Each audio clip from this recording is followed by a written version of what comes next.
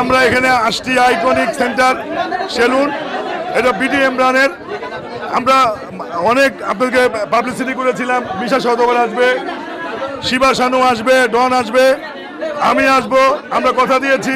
ঠিকই শিবা শানু এসেছে, ডনও আসবে, মিশা সওদাগরও আসবে এবং আমিও আসবো, কথা দিয়েছিলাম।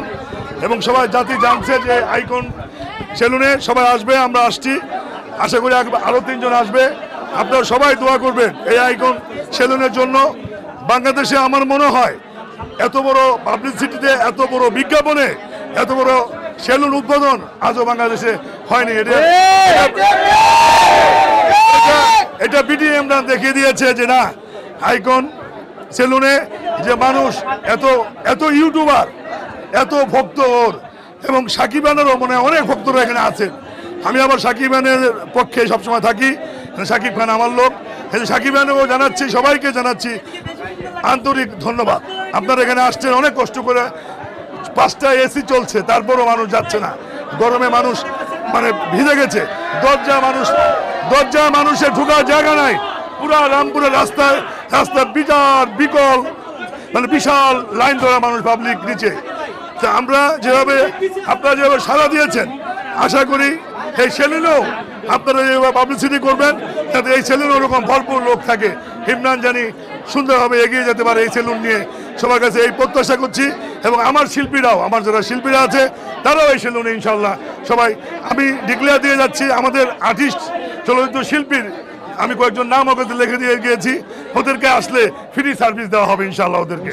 আপনারা সবাই ভালো থাকবেন, সুস্থ থাকবেন এবং ওর জন্য দোয়া করবেন।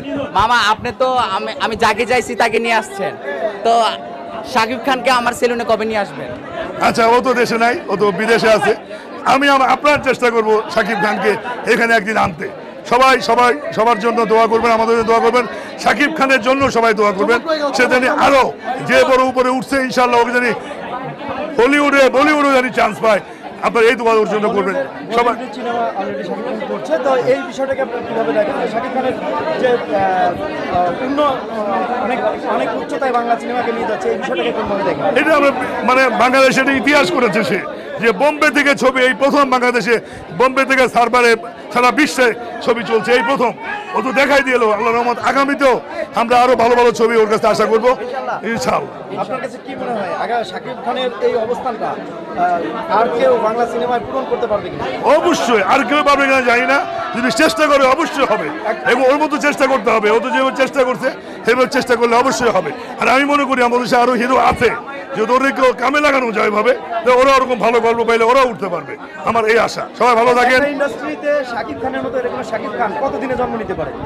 এটা আমার নাই, যে আমার কাছে মনে হয় শাকিব খানের মতো হিরো যদি এখানে জন্ম নেয়, তো শাকিব খানের মতো দুই রকম কষ্ট করে, ওইভাবে অভিনয় করে, ওইভাবে গল্প নিয়ে চিন্তা করে, ওইভাবে গেট আপ নিয়ে চিন্তা করে, ওরকম গল্প কাহিনী যদি ও পায়, অবশ্যই সৃষ্টি হবে। আল্লাহর দুনিয়ায় 25 বছর 30 বছর পর একটা করে চেঞ্জ হয়, এরকম একটা চেঞ্জ আবার এসে পড়বে, আসতেই হবে ইনশাআল্লাহ। সবাই ভালো থাকুক, কেউ জায়গায় কেউ ভাঙতে পারে না, যার জায়গা শেষে আছে। সবাই ভালো থাকেন, সুস্থ থাকেন। মিশা সওদাগর আসবে, ডন আসবে, এরপরে যা কথা দিয়েছি একটা পর একটা আসবে। সবাই ভালো থাকেন, সুস্থ থাকেন।